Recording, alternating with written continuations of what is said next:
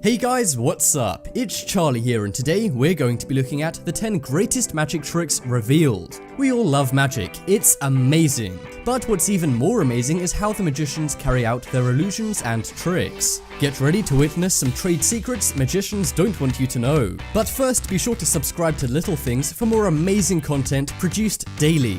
And subscribe to Top 10s and turn on notifications, and comment down when you've done this for a shout out at the end of our next video. Coming in at number 10, we have levitation. We all know flying is impossible. So, how do magicians sometimes perform a trick where a woman levitates? Well, one element of this trick which goes over a lot of people's heads is that the levitating woman is always wearing a long dress. The dress must be so long that the folds of the dress have to fall down as she's lifted up, concealing the table she's lying on. It then looks like the magician has made the woman levitate, but really the woman's dress is hiding a lifting mechanism. It seems so obvious once you know it, but this is a really surprising illusion finally revealed. Next up is hand smoke. For this, take a matchbox and cut out the part you used to light the matches. Then place this in a bowl or a contained space and burn it. Wait for it to burn out and then it will turn to dust. That dust is handy and has a name, phosphorus. To do the trick, rub the dust on your fingers and smoke will appear seemingly out of nowhere. This is how illusionists do those smoke disappearing tricks too. To do that, you need to rub a lot on your hands and then throw it on the floor hard. It will then create a grand puff of smoke where you can make your great escape. Next up is Michael Jackson lean. Even though he's now passed, people still love Michael Jackson's music. And even if you didn't like his music, you have to like his amazing dance moves. We all know the moonwalk, but what about his equally as mesmerizing, gravity-defying lean? The only thing about this move is that it was done more by Jackson's shoes rather than Jackson himself. Michael Jackson would wear specially made shoes which clipped into a screw inserted into the stage before the show. The shoes would allow him to lean as much as he wanted, as he was supported by the screw in the floor. So why don't other dancers and performers copy this? Well, he was quick to patent this design so that only he could use it. He used it in most shows, and even though it is an illusion, it still takes a lot of skill to master this move.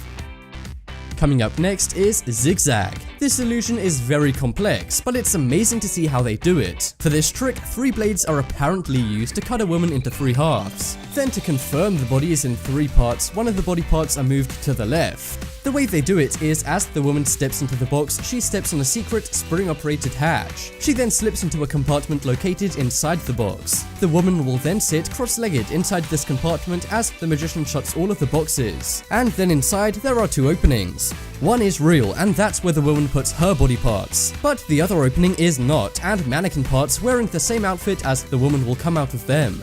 It then looks like the woman's body's been cut up and moved around, when really it's just mannequin parts.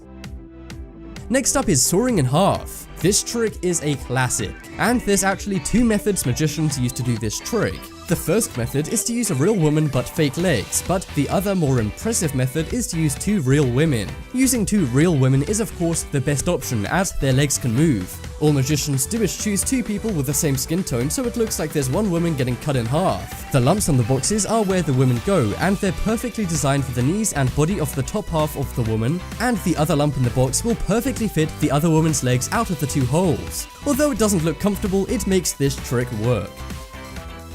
Next up is levitating street performer. If you go to any big city, you'll see these guys everywhere.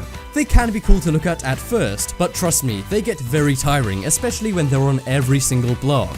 You may think these people are super strong holding onto the metal poles, but really there's a metal frame attached to the guy's pole. The guy will then sit dressed as Yoda or some kind of golden statue and confuse many tourists before asking them for money. But now you know how this works, you won't even need to pay, as you won't need to be inspecting close enough for them to ask. It does look cool, but it's also super simple.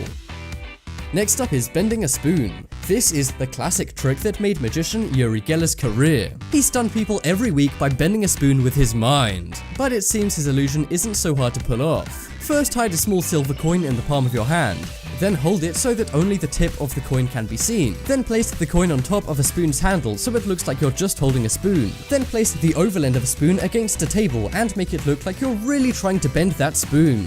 Then drop the spoon slightly down the back of your hand while still holding the coin, and it will look like the spoon is actually starting to bend. Next up is tearing money. You wouldn't tear money, but sometimes you see magicians on television doing this. Really, however, they're not tearing money, as they can put it back together again. they seem to easily be able to pass money through a pencil by ripping it. But really, the pencil's been cut into 2 halves, and then each half is connected with a super strong magnet. This allows the money to pass through it easily without actually ripping the money. Next up is disappearing cup. For this trick, place a glass of water and cover it with a handkerchief. Then pull the handkerchief up and throw it in the air, and then the glass will disappear. The way magicians do this is that there's a wire ring sewn into the handkerchief, which makes it seem like the glass is underneath the handkerchief. Also, there's a pouch on the table that the glass falls into as soon as the handkerchief is raised and the wire ring pushes it in. This has blown many minds, but is really super simple. Coming up next, we have rabbit out of a hat. To do this trick, you will need a rabbit, a hat, a table covered with a sheet and a hook on it, and a sack. First, put the rabbit in the sack and attach the sack to the hook on the table. Next, show your hat with nothing in it to the audience. Then slyly slide the sack with the rabbit in while you distract your audience. That bit may sound hard, but it's something every professional magician can do. Then simply show your audience the hat with the rabbit inside, and they'll believe you've magically inserted the rabbit into your hat. These tricks have been amazing to dissect, and I hope you learned 1 or 2 things, and maybe you can try these tricks out for yourself. Check out the poll in the top right corner and you can vote for the greatest magic trick finally revealed. I think it's the levitation trick, because that was a real eye-opener to a seemingly impossible trick. This video shoutout goes to Mariah Smith. Subscribe and turn on notifications and comment done for a shoutout in the next video. But as always, thanks for watching. Check out some more videos on screen right now. Leave a like if you enjoyed, and if you haven't already, what are you waiting for? Subscribe to Top 10s.